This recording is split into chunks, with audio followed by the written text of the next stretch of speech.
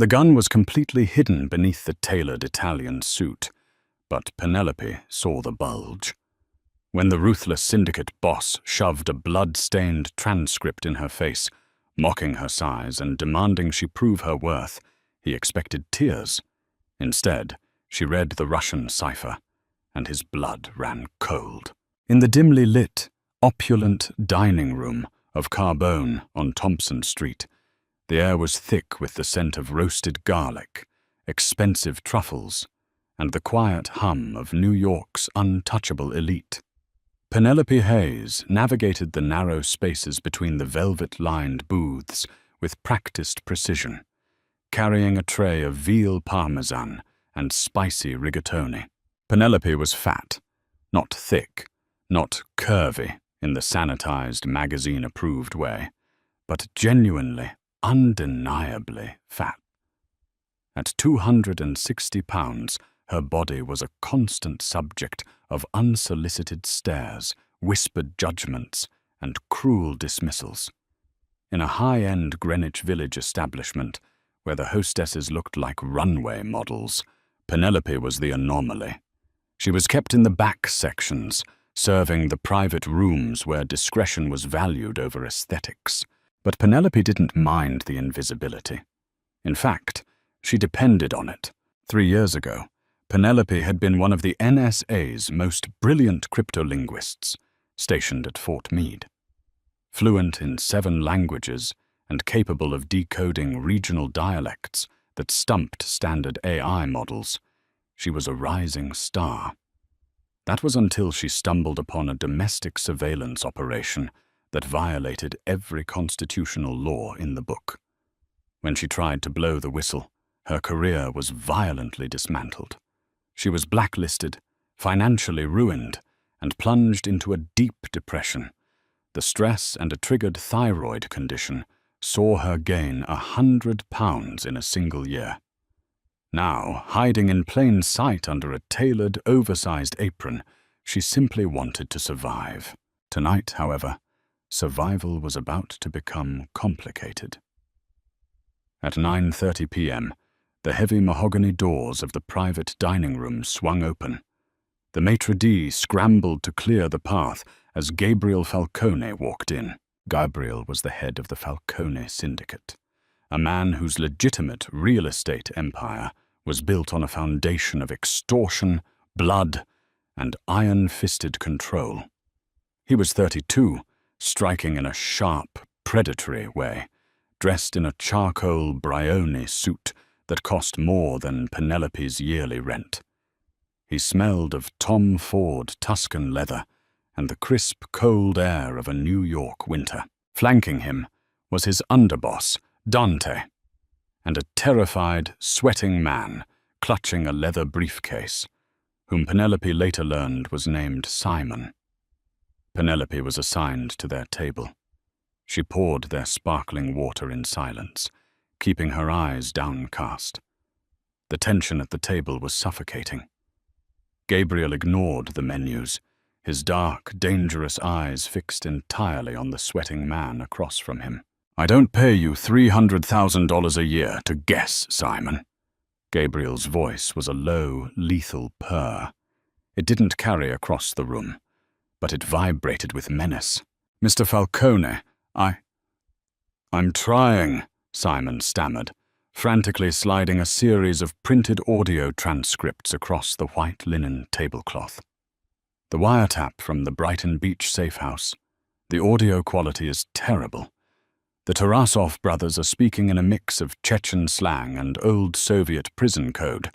It's highly irregular. "Irregular," Gabriel repeated, leaning back in his chair. He casually adjusted his cuffs, revealing a glimpse of a Patek Philippe watch. "The shipment of arms arrives at the Red Hook terminal at midnight. I need to know if Yuri Tarasov knows about the reroute. If you can't translate this transcript, Simon, my men walk into a blind spot, and if they walk into a blind spot—" Gabriel leaned forward, his voice dropping to a whisper. "You won't be walking anywhere ever again."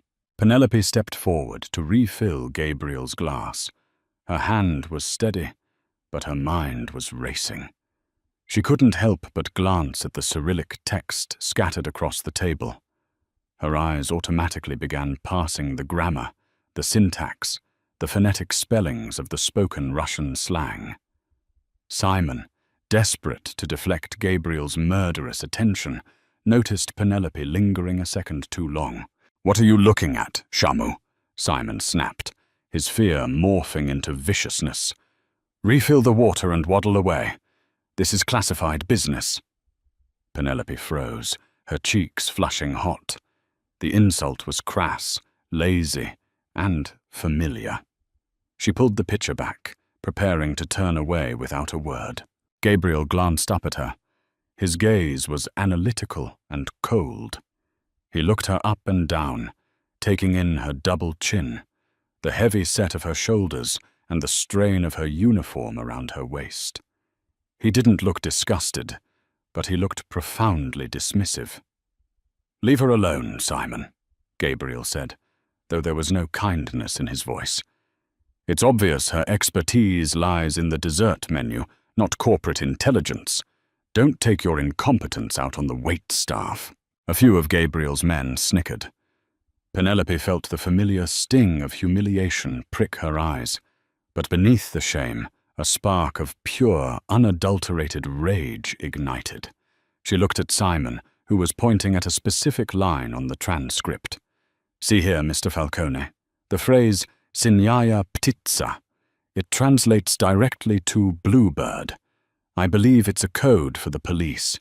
They are saying the police will be at the docks. We should abort." Penelope didn't mean to speak.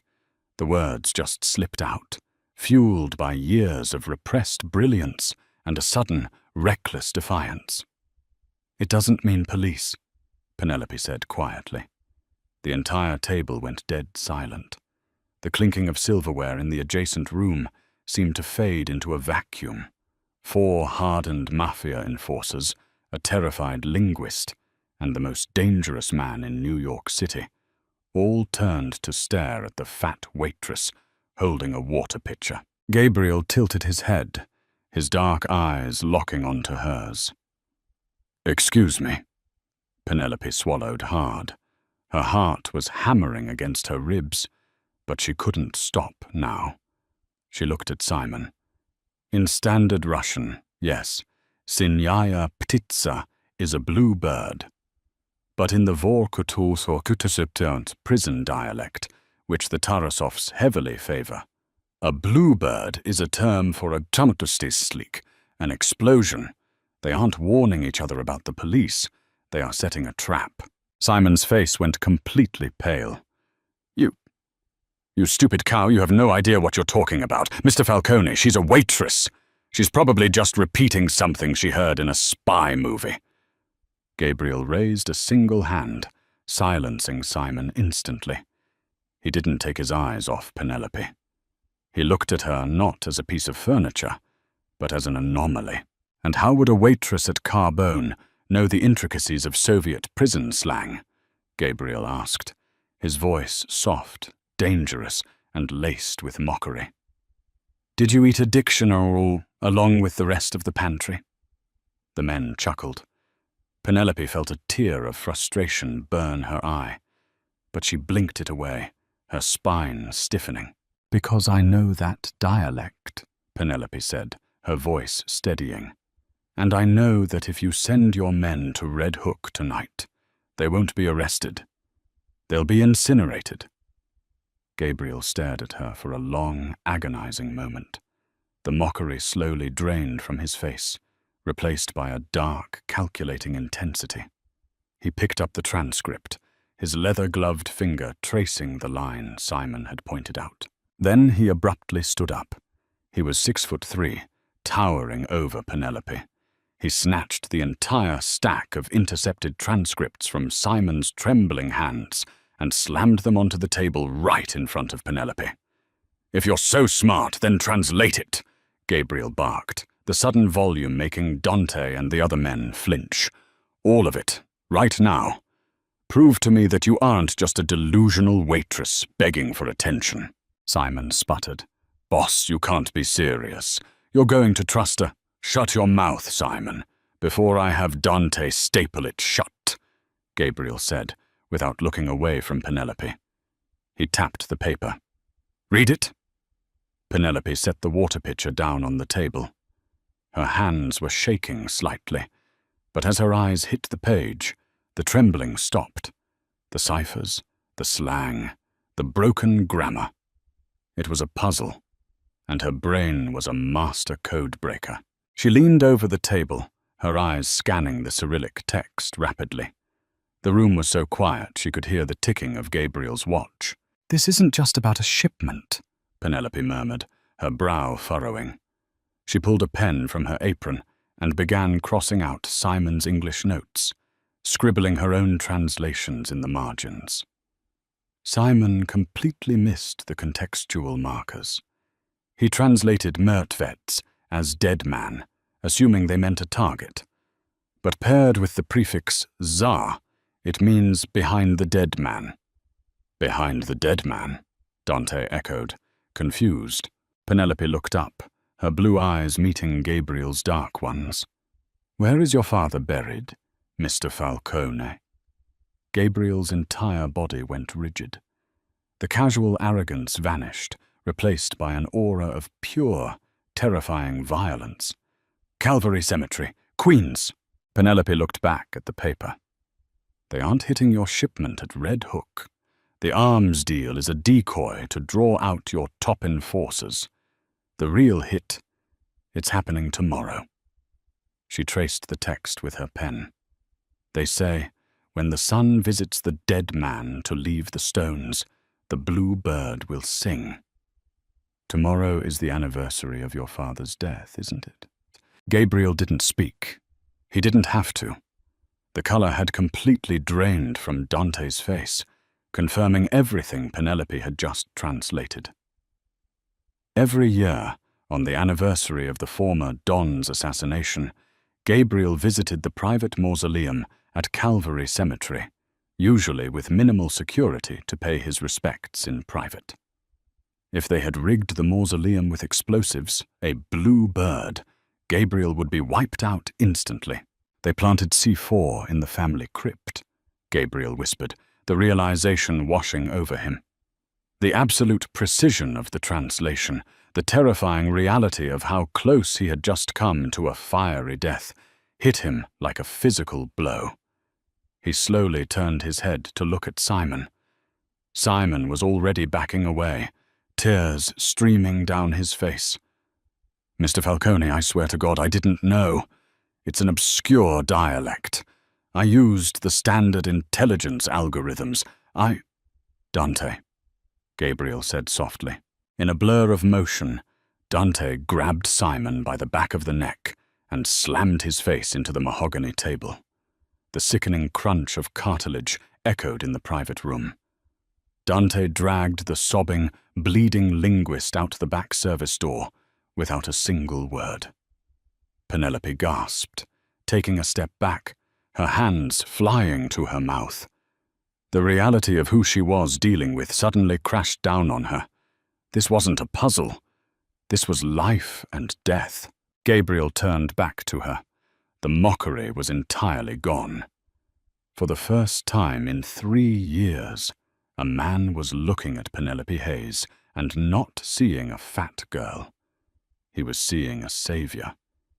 He was seeing a weapon. "Who are you?" Gabriel asked, his voice rough. "Penelope," she whispered, her heart hammering wildly. I'm just a waitress." "Bullshit," Gabriel said, stepping closer to her. He loomed over her, but instead of the intimidation he usually projected, there was a strange magnetic curiosity. A waitress doesn't pass Vorkuta prison code on the fly. A waitress doesn't correct a former CIA contractor's translation. Where did you learn that? I can't say.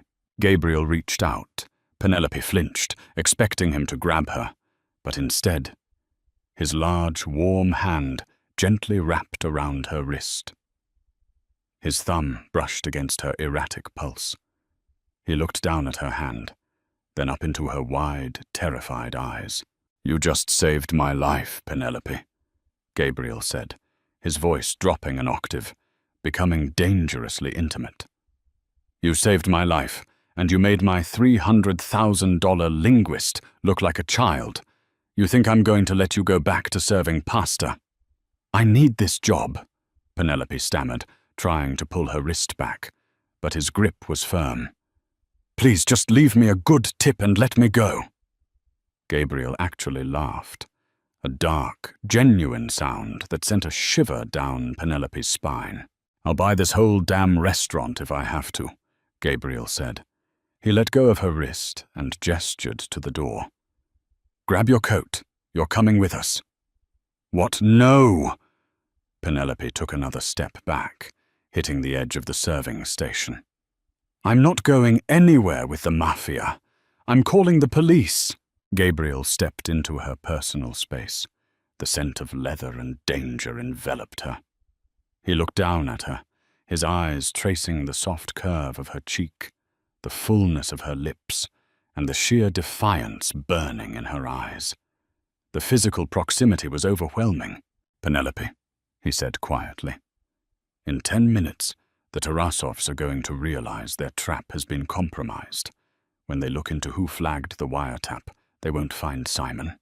My men are currently scrubbing his existence, but they have eyes in this restaurant. They know I was here. They will find out a waitress was at the table when the plans changed. Penelope felt the blood drain from her face. If you stay here, Gabriel continued, his voice devoid of a threat, offering only a cold, hard fact. You are dead by morning. You are coming with me because it is the only way you survive.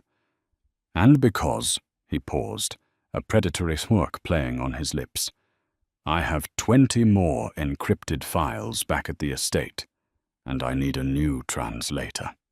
He didn't wait for her to argue. Gabriel turned and walked toward the exit, his dark coat billowing behind him. Dante, Gabriel called out over his shoulder. Get Penelope's coat and clear out her locker. She doesn't work here anymore. Penelope stood frozen in the middle of the luxurious dining room, her oversized apron suddenly feeling like a straitjacket. She looked at the bloody smear on the mahogany table where Simon's face had been. She had spent 3 years trying to be invisible. But as Dante gently but firmly placed his hand on the small of her back to guide her out the door, Penelope realized with terrifying clarity that the most dangerous man in New York had just seen her, and he was never going to let her look away. The journey from the heart of Greenwich Village to the sprawling, hidden Falcone estate in Oyster Bay, Long Island, was an absolute masterclass in suffocating, heavy silence. Penelope sat rigidly in the expansive back seat of the heavily armored Maybach, her fingers desperately clutching the lapels of her cheap, worn-out winter coat. It felt like a flimsy shield against the dangerous reality she had just been shoved into.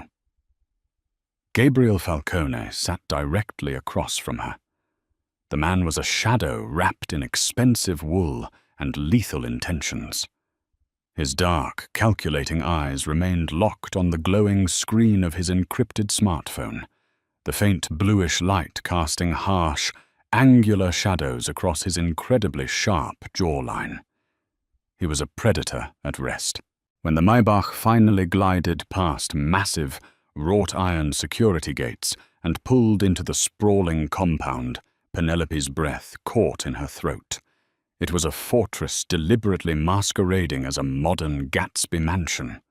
Floodlights illuminated high stone walls, and armed guards patrolling with menacing German shepherds walked the perimeter. Inside the mansion, Gabriel didn't bother offering her a comfortable guest room to decompress. There was no time. He led her past sweeping marble staircases and crystal chandeliers, straight down into the subterranean nerve center of the Falcone syndicate. The bunker was a stark contrast to the opulence above, lined with humming servers, state-of-the-art monitors, and tactical maps. Gabriel casually tossed a massive, heavily encrypted external hard drive onto a steel desk. "The Tarasovs are moving aggressively," Gabriel stated, shedding his tailored charcoal suit jacket to reveal a black holster strapped tightly across his broad chest. "Simon was supposed to crack the cipher on this drive yesterday morning. My entire intelligence network is paralyzed until I know what is inside. I need it done tonight, Penelope." Penelope stared at the blinking cursor on the main terminal. Her old, deeply buried life at the NSA whispered in her ear. The fear that had paralyzed her at the restaurant was slowly being replaced by the familiar, thrilling rush of solving an impossible puzzle. She sat down in the leather chair, pulling her thick frame forward, and cracked her knuckles. "I'm going to need a black coffee, no sugar, and a quiet room," Penelope said, her voice surprisingly steady. Gabriel's dark eyebrow twitched upward, clearly unaccustomed to being given orders in his own bunker, but a ghost of a smirk played on his lips. He gave a curt nod to one of the armed guards standing by the door. For 6 straight hours, Penelope lived entirely inside the code. The Russian cyber mercenaries had utilized a complex, polymorphic encryption key designed to scramble data every 10 seconds, but Penelope quickly recognized the foundational signature. It was an outdated, heavily modified FSB framework she had studied extensively during her time at Fort Meade. By 4:15 a.m., her fingers flying across the mechanical keyboard in a frantic rhythm, she shattered the final firewall. Hundreds of classified files instantly flooded the dual monitors. Bank transfers routed through shell companies in Cyprus, black market shipping manifests, and a highly guarded folder containing encrypted audio files. But one specific text document caught her eye immediately. It was a highly sensitive internal memo dispatched from Yuri Tarasov himself, detailing communications with their embedded source operating deep within the Falcone family structure.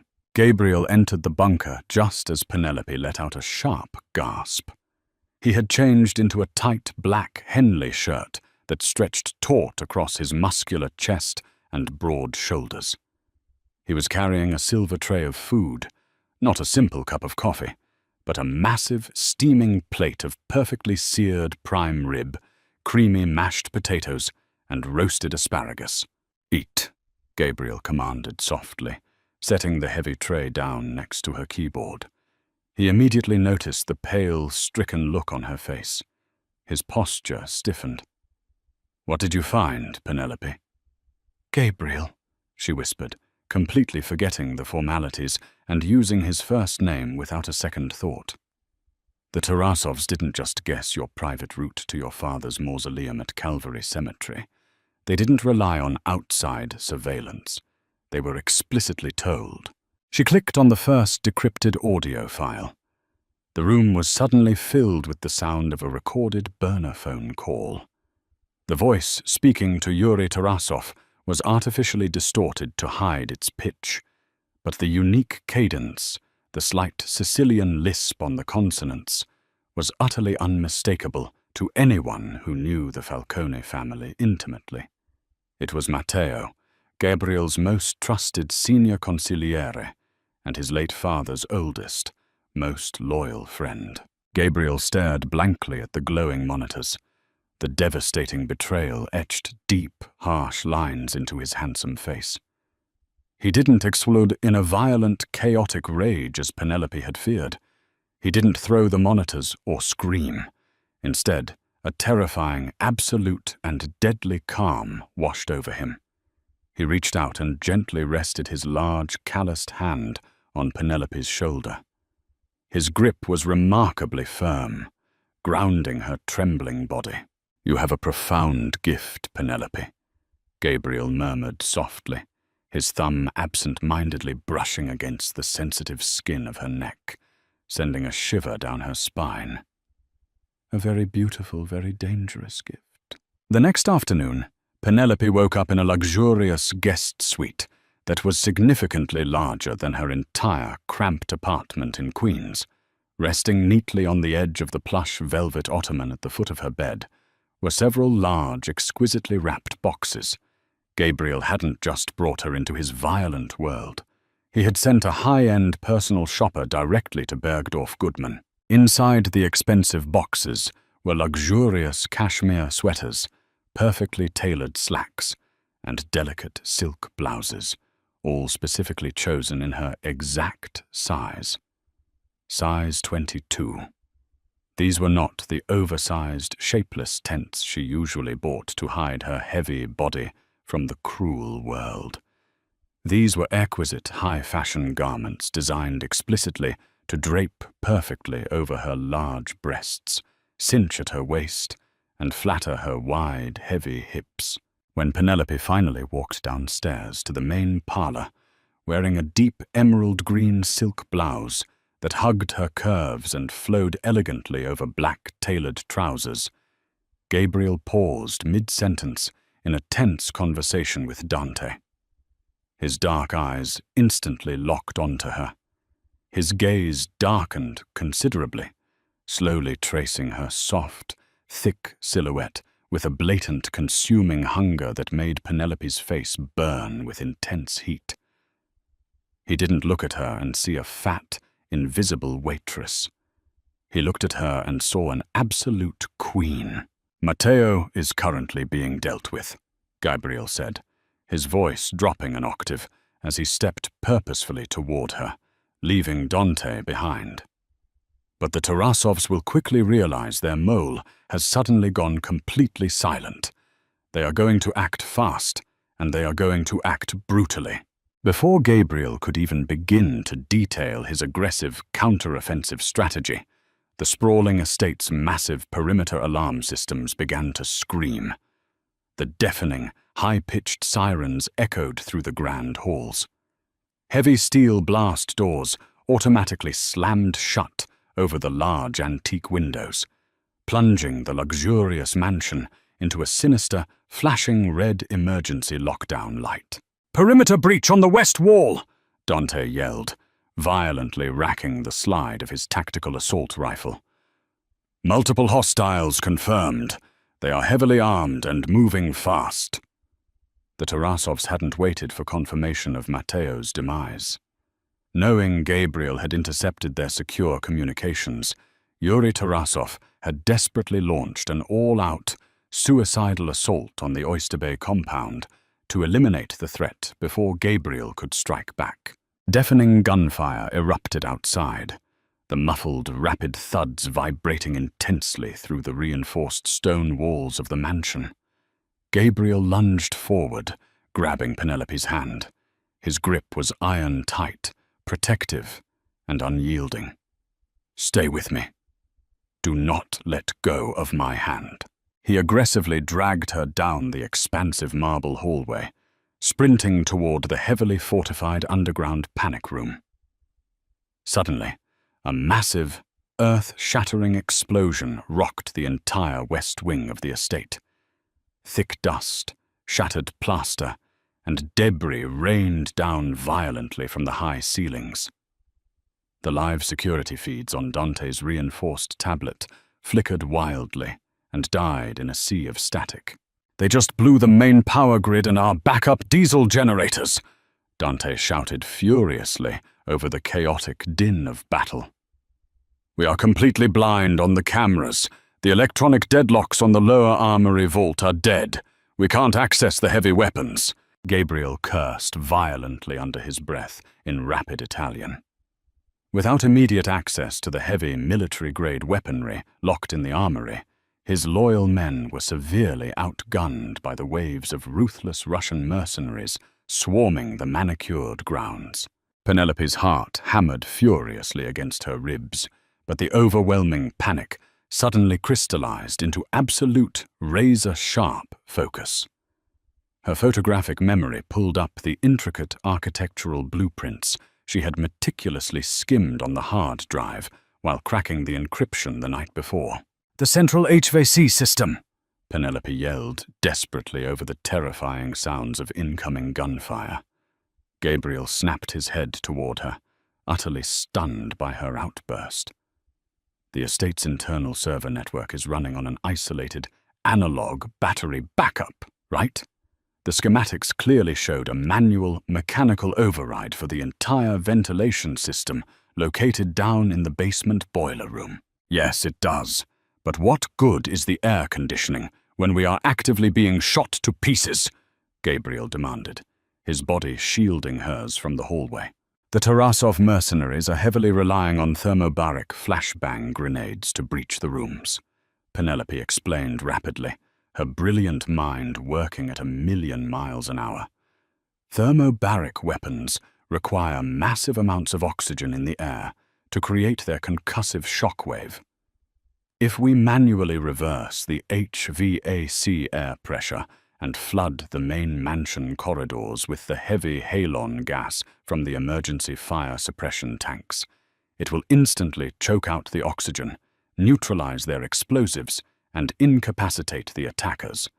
But I need to get down to that basement right now to trigger the mechanical relays. Gabriel didn't hesitate for a fraction of a second. He trusted her implicitly. He looked back at Dante. Hold the main stairwell with your life. Gabriel pushed Penelope securely behind his broad, muscular frame, his customized Glock raised and steady. They moved swiftly through the darkened, dust-filled service corridors. 2 heavily armored Russian mercenaries suddenly rounded the corner, rifles raised. Gabriel fired twice in rapid succession, precise, lethal shots to the head. He stepped cleanly over their falling bodies without breaking his aggressive stride. They finally breached the sweltering basement boiler room. Penelope threw her heavy frame at the massive, archaic metal control panel, bolted to the wall. It was a chaotic labyrinth of analog pressure valves and digital network relays. She forcefully ripped open the heavy steel panel box, her fingers flying desperately over the dusty keypad, inputting the complex override administration codes she had perfectly memorized from the encrypted files. Come on, and do, she muttered frantically, thick beads of sweat rolling down her forehead. The terrifying sound of heavy combat boots clanking down the metal stairs behind them echoed in the enclosed space. Hurry, Penelope, Gabriel said calmly, an anchor in the storm. He took tactical cover behind a thick steel support pillar, methodically returning precise fire as a heavily armed squad of Russians attempted to aggressively breach the boiler room door. Penelope hauled the heavy red manual release lever down with all her physical strength. A massive, echoing mechanical groan ripped through the foundation of the house, immediately followed by the violent, high-pressure hiss of halon gas rapidly flooding the massive ventilation shafts on the upper floors. Through the metal vents, they could distinctly hear the aggressive, victorious shouts of the Russian mercenaries violently turning into chaotic wet coughing. Their deadly thermobaric flashbangs merely sparked and failed to ignite in the completely oxygen-deprived air.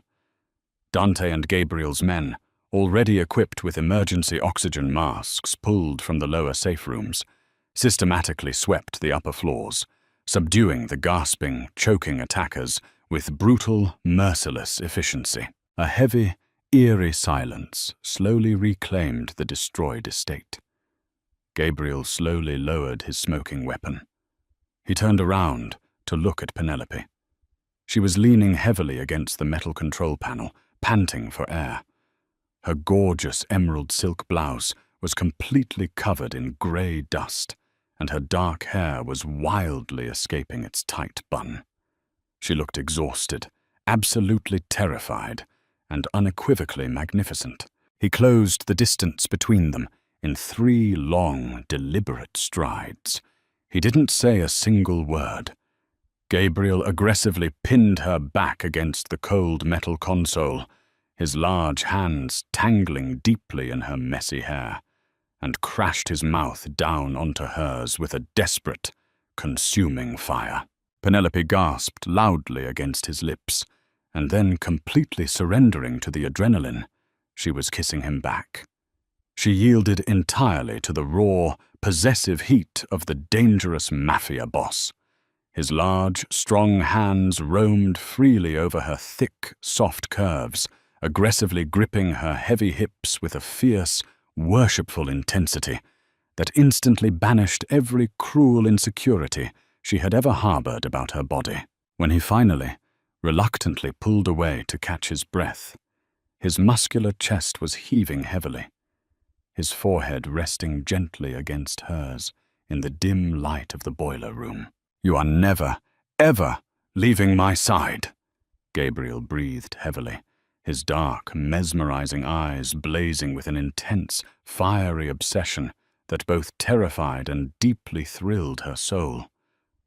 "You are my brilliant translator, my genius tactician, and my gorgeous queen. Anyone who ever dares to make you feel small or invisible again will violently cease to exist on this earth. Do you understand me, Penelope?" Penelope looked up at the dangerous, blood-stained, ruthless man who had finally, truly seen her incredible worth and her absolute beauty. She slowly wrapped her arms tightly around his strong neck, pulling him eagerly back down to her lips. "I understand," she whispered. Wow, what a thrilling and intensely romantic mafia drama. Penelope's brilliant mind and beautiful curves finally got the respect they truly deserve.